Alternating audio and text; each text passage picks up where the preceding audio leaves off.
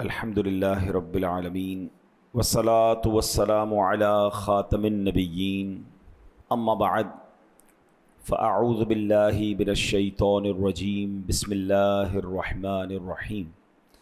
پڑھیے الصلاة والسلام علیک یا رسول اللہ وعلی آلک واصحابک یا حبیب اللہ۔ الصلاة والسلام علیک یا نبی اللہ وعلی آلک واصحابک یا نور اللہ۔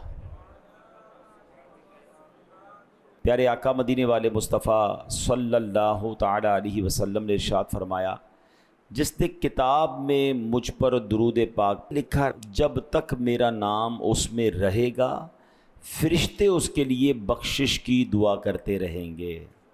کیا کمال کا وظیفہ ہے کہ اگر کہیں لکھ دیں کتاب میں تو جب تک یہ لکھا رہے گا فرشتے بخشش کی دعا کرتے رہیں گے۔ تو جو آپ کی مین ایسی بک ہو، ڈائری ہو، جس کو آپ سنبھال کے رکھتے ہوں، جس کا ادب بھی کر سکتے ہوں، تو اس کے شروع کے پیج پر یہ جب آپ مناسب سمجھیں اچھے انداز میں درود پاک لکھ لینا چاہیے۔ ایک سے زائد بار بھی لکھ سکتے ہیں۔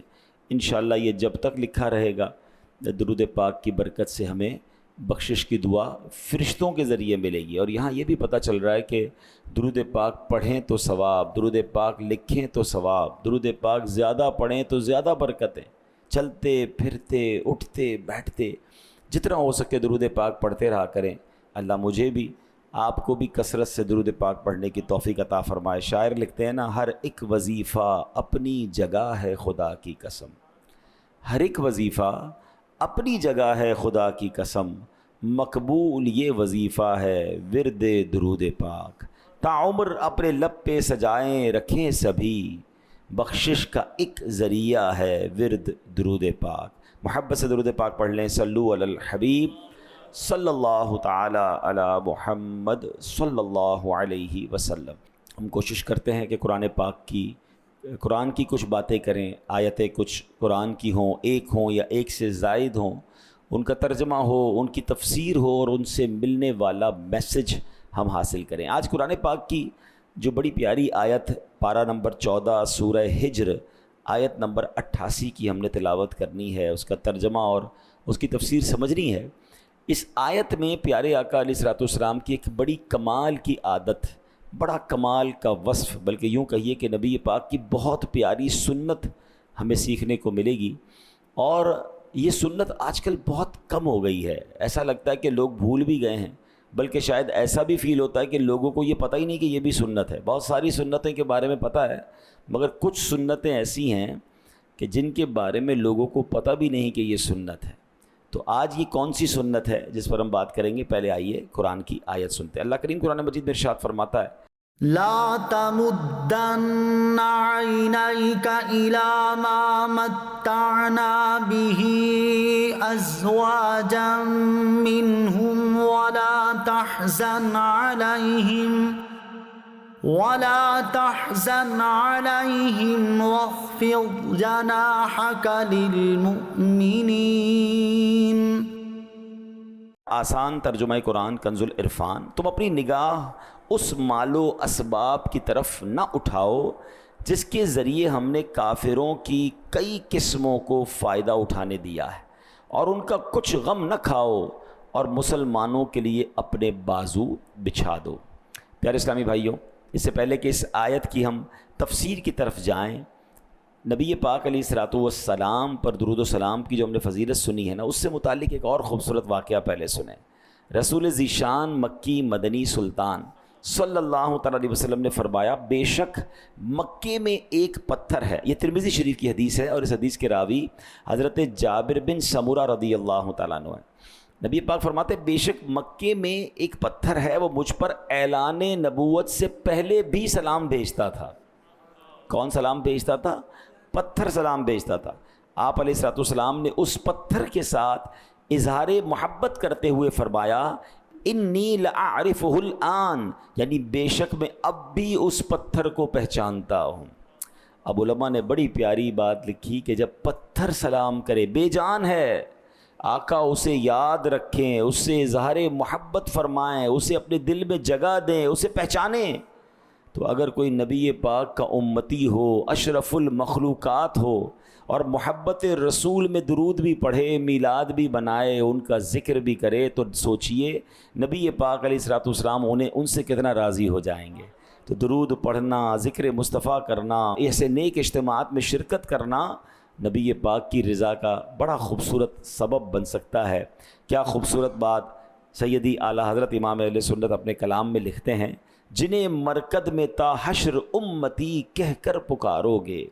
مرکد کہتے ہیں قبر کو۔ یا رسول اللہ، جن خوش نصیبوں کو آپ قیامت تک امتی کہہ کر پکاریں گے، کیونکہ روایتوں میں یہ بھی مضمون ملتا ہے کہ آج بھی رسول پاک اپنی قبر منور میں اپنے امتیوں کو پکار بھی رہے ہیں، یاد بھی کر رہے ہیں۔ جنہیں مرکد میں تا حشر امتی کہہ کر پکارو گے، ہمیں بھی یاد کر لو ان میں صدقہ اپنی رحمت کا۔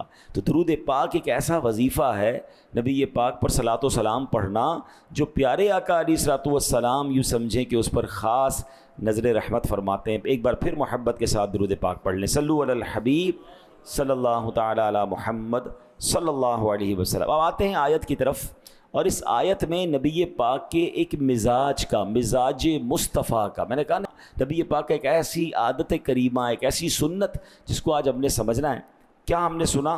تم اپنی نگاہ اس مال و اسباب کی طرف نہ اٹھاؤ۔ قرآن میں رب نے کیا فرمایا؟ اے محبوب، تم اپنی نگاہ اس مال و اسباب کی طرف نہ اٹھاؤ جس کے ذریعے ہم نے کافروں کی کئی قسموں کو فائدہ اٹھانے دیا ہے، اور ان کا کچھ غم نہ کھاؤ، اور مسلمانوں کے لیے اپنے بازو بچھا دو۔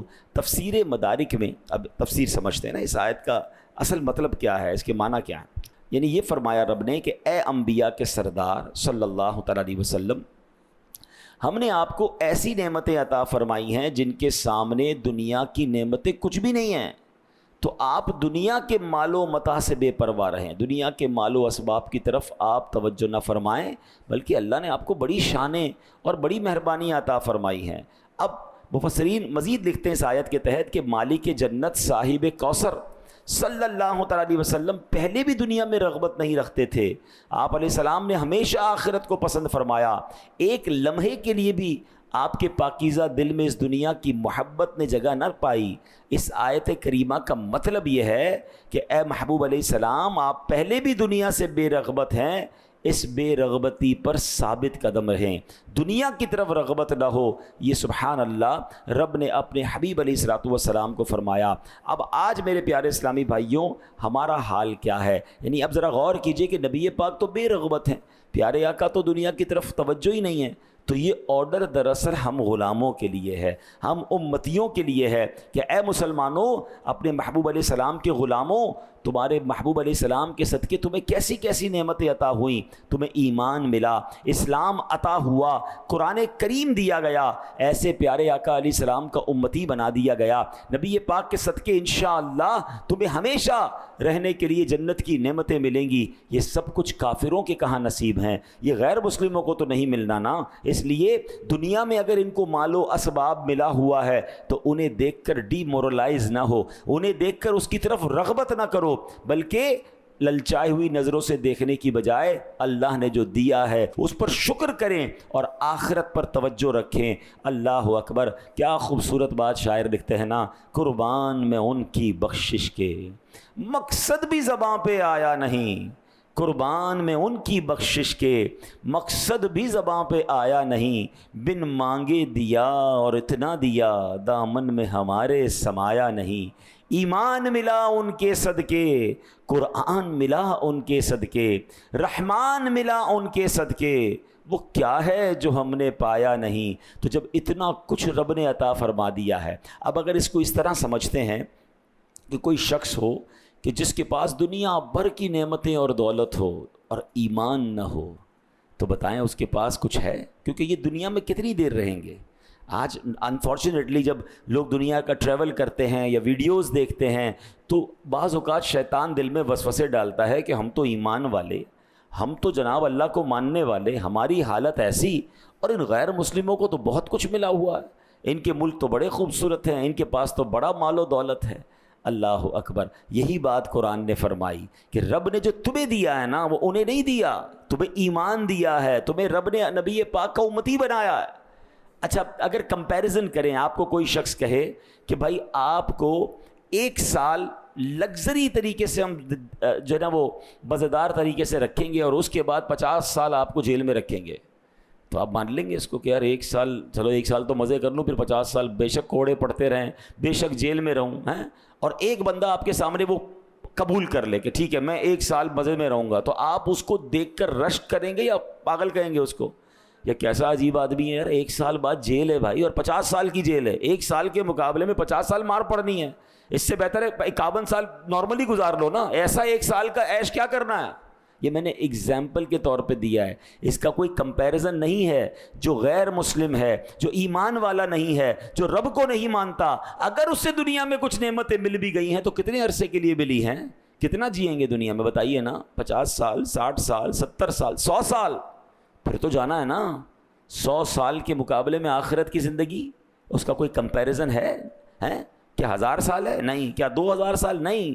جو جنت میں چلا گیا ایمان والا, قرآن کہتا ہے ہم فیہا خالدون, ہمیشہ ہمیشہ جنت میں رہے گا, موت نہیں آنی, قیامت کے بعد موت نہیں آنی. جو جنت میں گیا وہ ہمیشہ رہے گا, اور جو بے ایمان جہنم میں گیا, قرآن کہتا ہے ہم فیہا خالدون, نو لمٹ, ہمیشہ ہمیشہ جہنم میں رہے گا. اب بتاؤ ایمان والا فائدے میں ہے یا بے ایمان جس کے پاس بہت ساری دولت ہے وہ فائدے میں ہے؟ تو کبھی بھی کسی, جس کو کہتے ہیں نا کہ غیر مسلموں کی نعمتیں دیکھ کر, ان کے پاس چیزیں دیکھ کر اپنے آپ کو کمزور فیل نہ کریں. پیارے آقا کی بڑی مشہور حدیث ہے, حدیث پاک کا خلاصہ ہے کہ دنیا مومن کے لیے قید خانہ ہے, کافر کے لیے جنت ہے. مگر آگے کیا ہوگا؟ انشاءاللہ آخرت مومن کے لیے جنت ہوگی اور کافر کے لیے قید خانہ. تو ہمیں اللہ نے جو ایمان دیا ہے نا اس پر شکر کریں اور دنیا کی طرف رغبت نہ کریں. اچھا دنیا میں جو میرے لیے لکھا ہے نا وہ مجھے مل کر رہے گا. اللہ نے سب کے لیے رزق کا وعدہ فرمایا ہے, ہم ٹینشن نہ لیا کریں. ہاں دعا ضرور کریں, کوشش ضرور کریں, مگر جتنا نصیب میں ہے وہ مل کر رہے گا.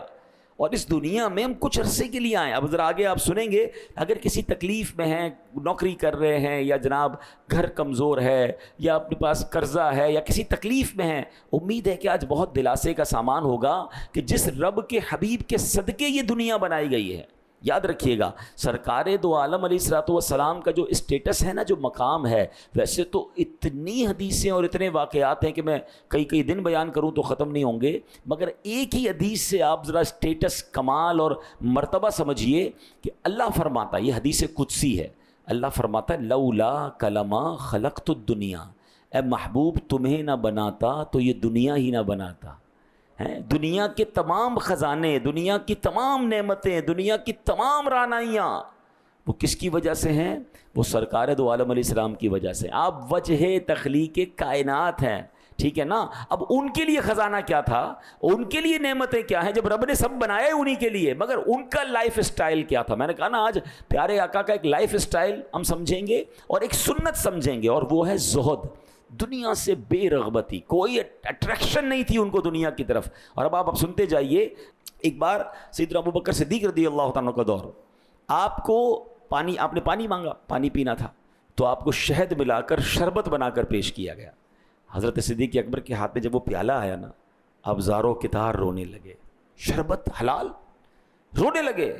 تو لوگوں نے پوچھا کہ آپ شربت ہم نے پیش کیا, آپ اس پہ کیوں رو رہے ہیں؟ تو فرمایا مجھے نبی پاک علیہ الصلوۃ والسلام کا ایک دور یاد آ گیا کہ ایک دن میں نبی پاک کی بارگاہ میں حاضر ہوا تو پیارے آقا کسی چیز کو دھتکار رہے تھے, دور کر رہے تھے, نظر کچھ نہیں آ رہا تھا. میں نے کہا یا رسول اللہ علیہ الصلوۃ والسلام آپ کس چیز کو دھتکار رہے ہیں؟ نبی پاک علیہ السلام نے فرمایا اے ابو بکر, دنیا میرے سامنے آئی, میں نے اسے کہا الیک عنی, یعنی اے دنیا مجھ سے دور ہو جا. نبی پاک نے دنیا کو اپنے آپ سے دور کیا. سیدنا ابوبکر صدیق کہہ رہے میں اس لیے رو رہا ہوں کہ مجھے کہیں دنیاوی آسائشوں کا میں شکار نہ ہو جاؤں. ایک شربت کا پیالہ ہے اور آپ کو یہ ڈر لگنے لگا کہ نبی پاک نے تو دنیا کو دور کر دیا تھا، کہیں ان نعمتوں میں انوالو ہو کے میں آخرت کو نہ بھول جاؤں۔ حالانکہ صدیق اکبر رضی اللہ تعالیٰ عنہ کتنے بڑے متقی اور پرہیزگار ہیں، مگر آج میں اور آپ سوچیں کہ کہیں ہمارا دل صرف فقط صبح سے لے کر شام تک اس دنیا کی نعمتیں، اس دنیا کی جناب لگژریز، ان دنیا کی چیزوں کو جمع کرنے میں تو نہیں لگ گیا، اور نہیں مل رہی تو افسردہ بھی اسی لیے ہیں کہ مجھے یہ کیوں نہیں ملا، وہ گاڑی کیوں نہیں ملی، وہ سواری کیوں نہیں ملی۔ تو مجھے اور آپ کو یہ غور کرنا ہے کہ میری اپروچ کیا ہے، میں دنیا بہتر کرنا چاہتا ہوں اور اس چکر میں کہیں اپنی آخرت کو تو نہیں بھلا بیٹھا۔ اب سنتے جائیے، ایک بار فاروق اعظم رضی اللہ تعالیٰ عنہ مسلمانوں کے دوسرے خلیفہ کہتے ہیں کہ میں نبی پاک کی بارگاہ میں حاضر ہوا، میں نے دیکھا کہ نبی پاک کا ایک چمڑے کا تکیہ ہے جس کے اندر کھجور کی چھال بھری ہوئی ہے، پیارے آقا اس تکیے پر ٹیک لگائے خردے بان کی بنی ہوئی چارپائی پر آرام فرما رہے ہیں، چارپائی پر کوئی بستر نہیں ہے، کوئی کپڑا نہیں ہے۔ جب نبی پاک علیہ السلام چارپائی سے اٹھے تو نبی پاک کے جسم اقدس پر اس بان کی چارپائی کے نشان تھے۔ فاروق اعظم رضی اللہ تعالیٰ عنہ نے جب یہ منظر دیکھا آنکھیں بھر آئیں، تو پیارے آقا نے پوچھا اے عمر کیوں رو رہے ہو، تمہاری آنکھوں سے آنسو کیوں نکل رہے ہیں؟ تو حضرت عمر نے کہا یا رسول اللہ، خدا کی قسم میں جانتا ہوں آپ اللہ کے رسول ہیں، آپ کا مقام اللہ کی بارگاہ میں بہت اونچا ہے، حضور آپ کیسر و کسریٰ کے بادشاہوں کے مقابلے میں بہت زیادہ عزت والے ہیں۔ یا رسول اللہ مجھے رونا اس بات پر آ رہا ہے کہ کیسر و کسریٰ کے بادشاہ عیاشی کریں، ان کے محلات ہوں، ان کے نرم بستر ہوں، اور یا رسول اللہ آپ اللہ کے رسول ہوتے ہوئے ایسی سادہ زندگی گزار رہے ہیں۔ اللہ اکبر۔ نبی پاک علیہ السلام نے کیا تاریخی جواب ارشاد فرمایا عمر کیا تم اس بات پر راضی نہیں کہ ان کافروں کے لیے دنیا ہے اور ہمارے لیے آخرت ہے؟ کتنا پیارا جملہ ہے، ان کے لیے دنیا ہے، ہمارے لیے کیا ہے؟ آخرت ہے۔ پلیز ہمارا فوکس ہماری آخرت کو بہتر کرنے کے لیے، میں بہت ایگزامپل کے ذریعے آپ کو سمجھایا ہے، ہم ایک سال کے لیے، میں نے جو مثال دی دوبارہ ریپیٹ کرتا ہوں، کسی کو آفر کی جائے کہ ایک سال محل میں رکھیں گے، ایک سال تک اچھے کھانے کھلائیں گے، لگژری دیں گے، اس کے بعد 50 سال جیل میں ڈال کر کوڑے ماریں گے، تو کون ہوگا جو وہ ایک سال کے لیے عیش قبول کرے اور بعد میں 50 سال کی قید قبول کرے؟ آج غور کر لیجئے کہ کہیں ایسا تو نہیں کہ ہم دنیا میں عیش و عشرت کے لیے آخرت کی قید کٹھی کر رہے ہیں، ادھر کوئی حرام کما رہا ہے، ادھر کوئی اللہ کو ناراض کر رہا ہے، چاہے اس کو جناب حرام سے ملے، سود سے ملے، رشوت سے ملے، چوری کرنی پڑے، وہ کہتا ہے دنیا اچھی ہو جائے۔ ارے دنیا قطرہ ہے، آخرت سمندر ہے، کہیں ایسا نہ ہو اس قطرے کو بہتر کرتے کرتے تم اپنی آخرت برباد کر دو۔ اور ہاں اگر اللہ ناراض ہو گیا نا تو دنیا بھی بہتر نہیں ہونی ہے۔ ہاں یہ بھی بے وقوفی کرتے ہیں لوگ، سمجھتے ہیں بعض اوقات شیطان جب دل پہ قبضہ کر لیتا ہے نا، وہ کہتے ہیں آخرت کی دیکھی جائے گی، دنیا کے مزے تو کر لو۔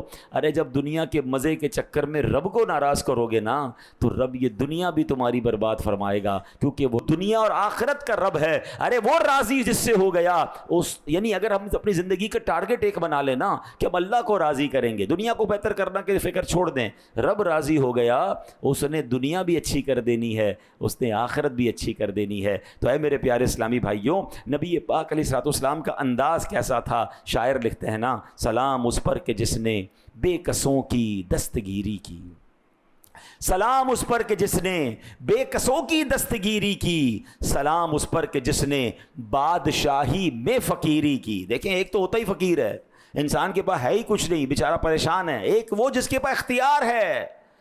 سلام اس پر کہ جس نے بادشاہی میں فقیری کی، سلام اس پر کہ جس کے گھر میں چاندی تھی نہ سونا تھا، سلام اس پر کہ جس کے سادہ بوریا جس کا بچھونا تھا۔ نبی پاک علیہ السلام کا جو یہ نصیحت بھرا پھول ہے نا، کہ حضرت عمر سے کیا فرمایا، اے عمر کیا تم اس پر راضی نہیں کہ کافروں کے لیے دنیا اور ہمارے لیے آخرت ہے؟ اے میرے پیارے اسلامی بھائیو، قرآن ہماری اس بارے میں کیا رہنمائی فرماتا ہے؟ اللہ نے قرآن میں فرمایا، ترجمہ کنز العرفان، جو آخرت کی کھیتی چاہتا ہے تو ہم اس کے لیے اس کی کھیتی میں اضافہ کر دیتے ہیں، اور جو دنیا کی کھیتی چاہتا ہے ہم اس میں سے اسے کچھ دے دیتے ہیں۔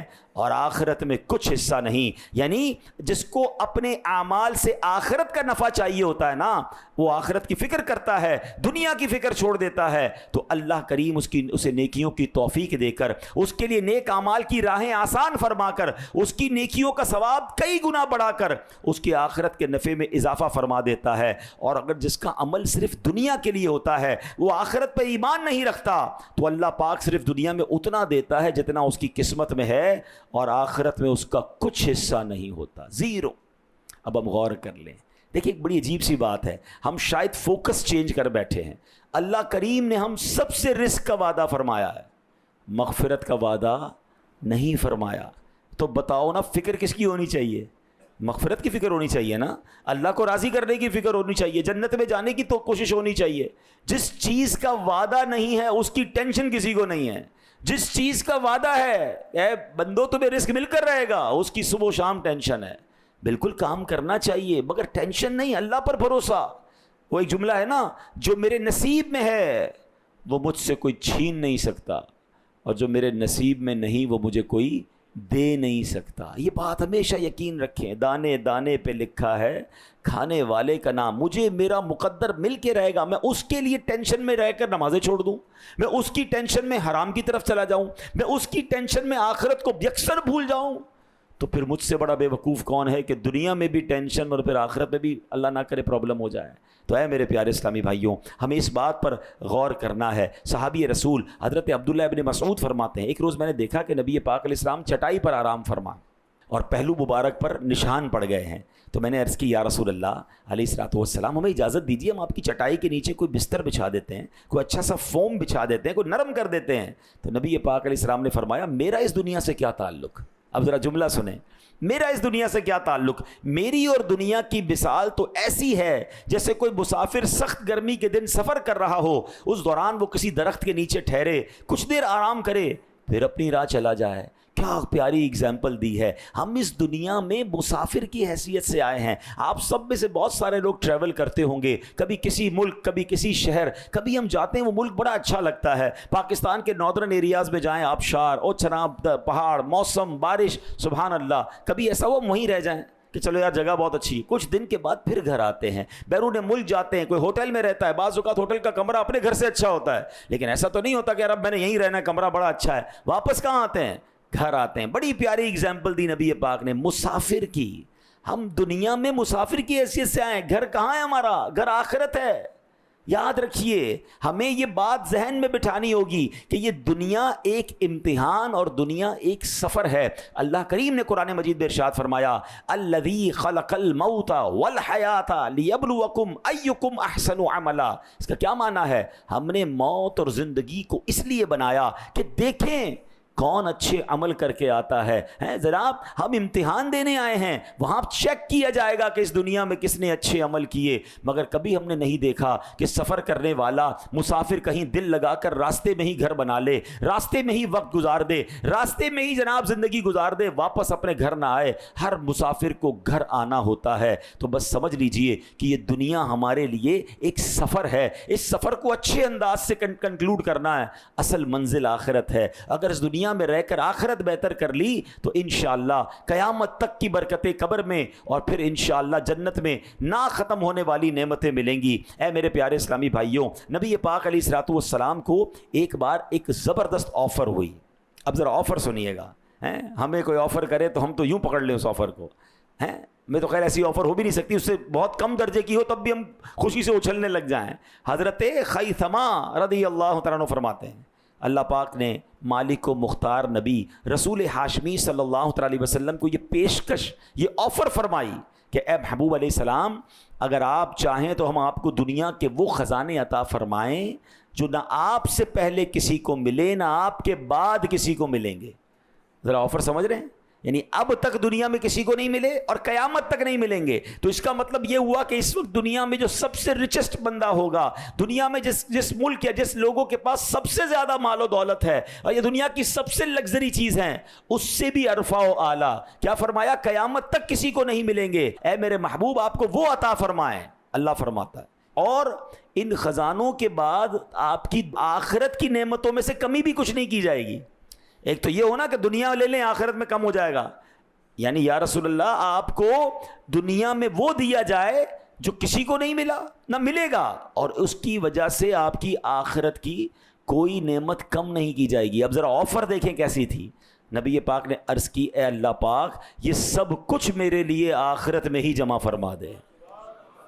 اور دنیا کیسے گزاری، کبھی جو کی موٹی روٹی تو کبھی کھجور پانی، تیرا ایسا سادہ کھانا مدنی مدینے والے، ہے چٹائی کا بچھونا کبھی خاک ہی پہ سونا، کبھی ہاتھ کا سرہانا مدنی مدینے والے، تیری عاجزی پہ لاکھوں تیری سادگی پہ لاکھوں ہوں سلام عاجزانہ مدنی مدینے والے۔ تو کاش ہمارا بھی مائنڈ سیٹ یہ بنے کہ میرے کریم مولا ہماری آخرت بہتر کرنا، کہیں ایسا نہ ہو مجھے سب کچھ دنیا میں دے دیا جائے اور آخرت میں میرا کوئی حصہ نہ ہو۔ اے اللہ دنیا بھی اچھی کر اور ہماری آخرت بھی اچھی فرما دے۔ اے میرے پیارے اسلامی بھائیوں، ایک اور نبی پاک علیہ الصلوۃ والسلام نے ایک جگہ ارشاد فرمایا، اللہ پاک نے مجھے مال جمع کرنے کا حکم نہیں دیا بلکہ رب کریم نے مجھے یہ حکم دیا ہے، فسبح بحمد ربک وقم من الساجدین واعبد ربک حتی یأتیک الیقین۔ تو اپنے رب کی حمد کے ساتھ اس کی پاکی بیان کرو اور سجدہ کرنے والوں میں سے ہو جاؤ اور اپنے رب کی عبادت کرتے رہو حتیٰ کہ تمہیں موت آئے۔ تو اے میرے پیارے اسلامی بھائیوں، اللہ کریم نے ہمیں مال کی محبت میں پڑنے کا حکم نہیں دیا بلکہ ہمارا رزق تو اللہ کریم نے اپنے ذمے پر لے لیا ہے۔ ہاں ہمیں نیکیاں کرنے، عبادت و ریاضت کرنے، اس کو راضی کرنے والے کام کرنے کا حکم دیا ہے۔ تو اے میرے پیارے اسلامی بھائیوں، ہمیں ان چیزوں کو سمجھنا ہے۔ اب آخر میں یہاں ایک لاجیکلی بات آپ کو سمجھانا چاہتا ہوں، کیونکہ آج کل بڑے سوشل میڈیا کا زمانہ ہے، ہو سکتا ہے اس بیان کے بعد بھی کچھ لوگ کہیں کہ دیکھو جناب مولانا صاحب تو دنیا سے سب کو بے رغبت کر رہے ہیں، کہتے مال کی کوئی ضرورت نہیں۔ ارے مال ہوگا تو ترقی ہوگی، دنیا کی نعمتیں ہوں گی تو ہم ترقی کریں گے، ہم آگے نہیں بڑھیں گے۔ اے میرے پیارے اسلامی بھائیوں، یہ بات لاجیکلی بھی درست نہیں ہے۔ اب ذرا غور کیجئے گا، کامیابی اور ناکامی، ترقی اور تنزلی، پستی اور بلندی کا تعلق دولت سے نہیں ہے۔ غور فرمائیے، اس دنیا میں سب سے کامل اور اکمل کون رہا؟ اس دنیا میں سب سے زیادہ سکسیسفل کون رہا؟ آپ مسلمانوں کو تو چھوڑیے، آج غیر مسلم بھی کہتے ہیں کہ اگر اس دنیا میں کوئی ایک ہستی ایسی آئی ہے کہ جس نے دنیا کا نقشہ بدلا، جس نے دنیا کے اندر شاندار اثر چھوڑا ہے، تو وہ جناب رسول اللہ صلی اللہ تعالیٰ علیہ وسلم ہیں۔ اگر موسٹ سکسیسفل پرسنالٹی بغیر مال کے کامیاب ہو سکتے ہیں، بغیر دنیا کی رغبت کے دنیا بھر پہ اپنا اثر ڈال سکتے ہیں، تو پہلا جواب تو یہ ہے کہ اگر مال اور دولت ہی سکسیس اور ترقی کی جناب دلیل ہوتی تو نبی پاک علیہ الصلوۃ والسلام پھر کیسے کامیاب ہوئے؟ اللہ اکبر۔ پھر آگے چلتے ہیں کہ مسلمانوں کے زوال کا سبب غربت نہیں ہے۔ آج کل کچھ لوگ یہ آ کر سمجھا رہے ہوتے ہیں کہ مال ہوگا تو سب ٹھیک ہو جائے گا، غربت نہیں ہے، اس کا سبب کچھ اور ہے۔ اب وہ سمجھیے وہ کیا ہے؟ حرص، مال و دولت کی محبت، لالچ جو ہے نا، اصل یہ تنزلی کا سبب ہے، کیونکہ جب حرص ہوتی ہے، جب لالچ ہوتی ہے تو بھائی بھائی کے گریبان پکڑ رہا ہے۔ لالچ کی وجہ سے لوگ وراثت میں خیانت کرتے ہیں، اپنے بھائی کا، چھوٹے یتیم بچے کا حق دبا لیتے ہیں۔ آج ہزاروں ایسے گھر ہوں گے جہاں بہنوں کو وراثت کا حق نہیں دیا گیا۔ ریزن کیا ہے؟ دنیا کی محبت، لالچ، آخرت کا کوئی خوف نہیں۔ حالانکہ اللہ قرآن میں فرما رہا ہے کہ کوئی یتیم کا مال کھائے گا وہ اس کے لیے آگ بن جائے گا، مگر دل میں لالچ ایسی ہے کہ آگ بنتا ہو تو بن جائے۔ آج کوئی حق دینے کے لیے تیار نہیں، لالچ کی وجہ سے لڑائی جھگڑے ہوتے ہیں، لالچ ہی کی، حرص ہی کی وجہ سے لوگ سودی کاروبار کر رہے ہیں، سود بربادی لا رہا ہے، مگر دل میں کیا ہے کہ یار پیسوں پہ پیسے بن رہے ہیں نا، ملٹی پلائی ہو رہا ہے۔ یہ لالچ ہے، یہ مال کی محبت ہے جس نے بربادی لائی ہوئی ہے۔ آگے چلے، رشوت کا لین دین کیوں ہوتا ہے؟ کیونکہ دل میں لالچ ہے، دنیا کی محبت ہے۔ حرص کی وجہ سے لوگ ناپ تول میں ڈنڈی مارتے ہیں، سودا پورا نہیں دے رہے، مسلمان کو دھوکہ مل رہا ہے۔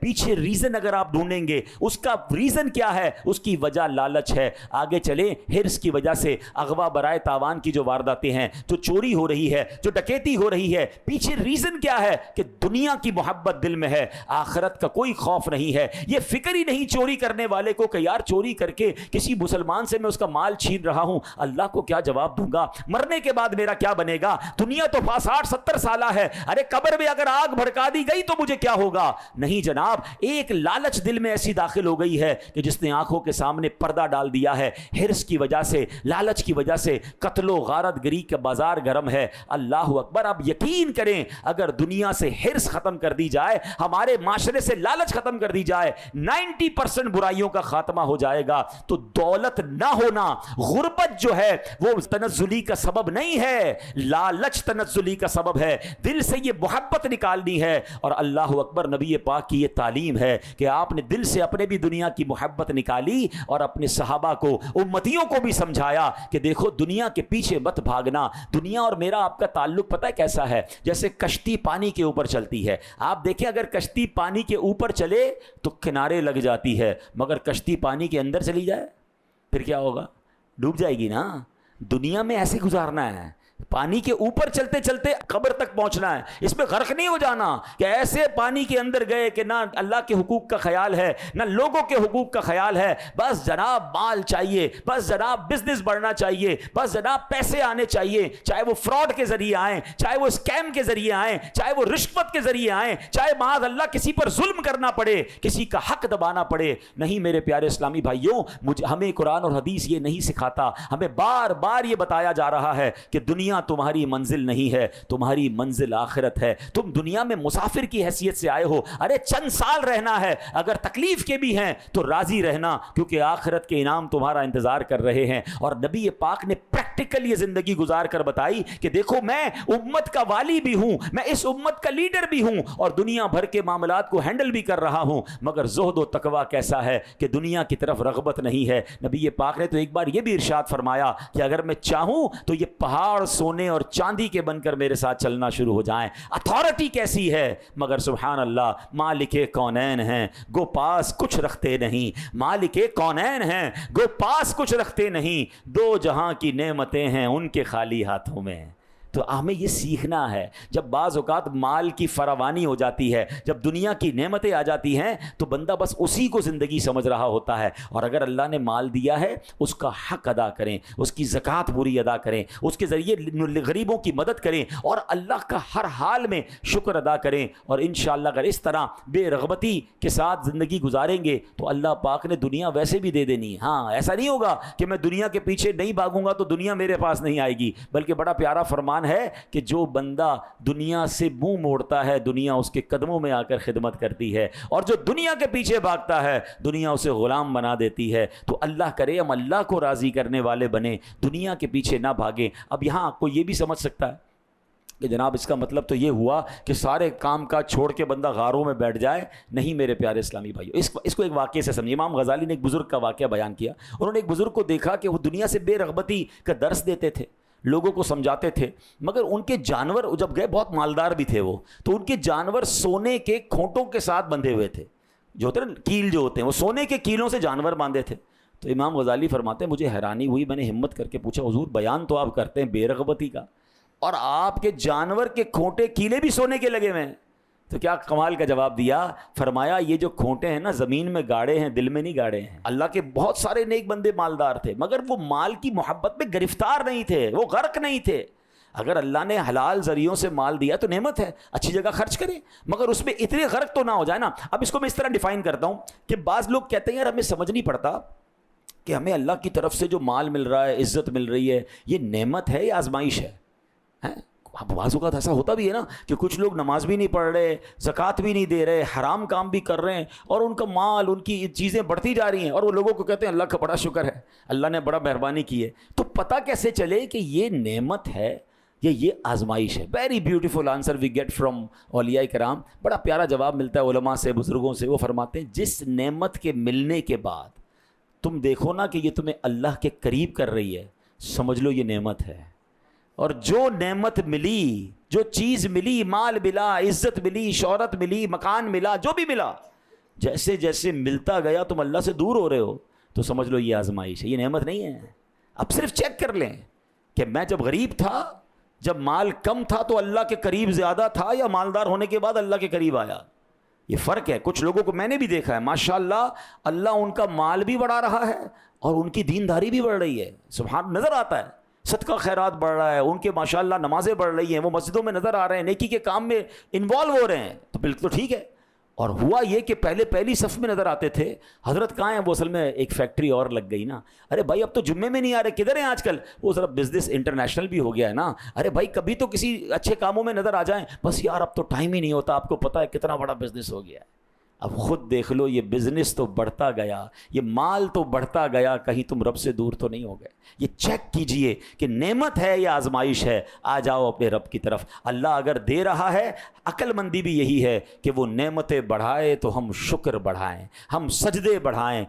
پرابلم یہ ہے وہ عطائیں بڑھاتا ہے تو کئی لوگ خطائیں بڑھاتے ہیں۔ اللہ کرے دل میں اتر جائے میری بات، نبی پاک کی یہ پیاری سنت جو زہد ہے، دنیا سے بے رغبتی ہے، ہم سب کو نصیب فرمائے۔ اللہ پاک ہم سب کو عمل کرنے کی توفیق عطا فرمائے۔ صلو علی الحبیب صلی اللہ تعالی علی محمد صلی اللہ علیہ وسلم۔